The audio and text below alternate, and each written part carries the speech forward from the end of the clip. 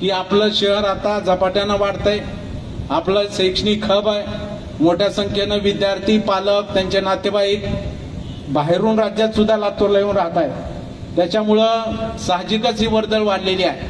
त्यामुळं इथं सगळे प्रमुख रस्ते आणि प्रमुख जे चौक आहेत ते आपल्याला CCTV खाली आणले पाहिजे. मागे यंत्रणा बसवली, ती मोडकळीस आली आणि ते तुम्हीच उभा राहा, नगरपालिकेकडे देऊ नका, तुम्ही उभा राहा. त्याची कंट्रोल रूम सुद्धा तुमच्याकडेच असली पाहिजे. 24/7 चालू राहिली पाहिजे, जेणेकरून आपल्याला बराचसा आळा बसू शकतो. आणि त्याला काय पैसे लागायचे ते बाबाला सांगा ना. तुमचा तर एक शब्द बिगर बाबाचा ज्ञान नाही. बाबा काय सांगणार, पुढचं उद्घाटन कशाचं पाहिजे आम्ही साहेब आपल्याला. लातूर शहर माझं शहर म्हणजे तुमचं शहर हे CCTV खाली आणलेलं आहे. नाव कुणाचं होणार, अमित भाईचं. पैसे कोण देणार, आम्ही. त्यामुळे ते ॲडिशनलचं कार्यालय मागण्याचा प्रस्ताव पाठवा मुंबईला आणि ते मंजूर करण्यामध्ये पटायचं. तिकडे ते जातात, फडणवीस साहेबाला भेटतात, तुमचाच आहे म्हणतात आणि ते काम करून आणतात. ती कला आहे अमित भैया,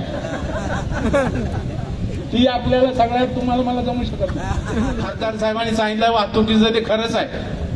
खासदार साहेब तुम्ही जरी विरोधी पक्षात असलं तरी चांगलंच बोलायचं. आपण त्या वानगेटी पळायची नाही राजकारणाचे. आपण डॉक्टर अमित भैया ते बाकीचं बघतात, तुम्ही आपला सराव. त्यामुळे खरंच त्रास होतोय, सगळ्या सामान्याला त्रास होतोय आणि इतकी ट्रॅफिक जाम होते.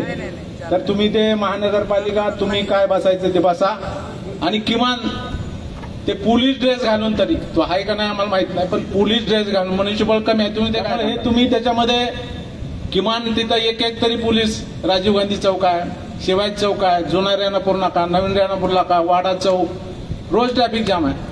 खाली गंजगोलाई आहे. त्यामुळे तिथे किमान एक तरी पोलीस वेशातला माणूस ठेवा. तुम्ही चांगलं केलंय, त्या पोलिसाला बाहेर पाठवत नाही तुम्ही. नसता मी कुठे बघतो बाहेरच जाऊन तिकडे उभा राहतात त्या टोल नाक्यावर, पण आपला एकही पोलीस लातूर मधला बाहेर दिसला नाही. दिसतो का तुम्हाला पांढऱ्या वेशातला? बिचारे तुमचं अभिनंदन आहे. नसतं तिकडे जातात, ड्युटी शहरात आहे तुमची, तिकडं काय. आणि हे तांबे साहेबांनी केले की त्यांना शहराच्या बाहेर जाऊ देत नाही. त्यामुळे हे पण त्यांनी चांगलं काम केलंय. पण हा प्रश्न तुम्ही आमचा सगळ्याचाच सोडवा.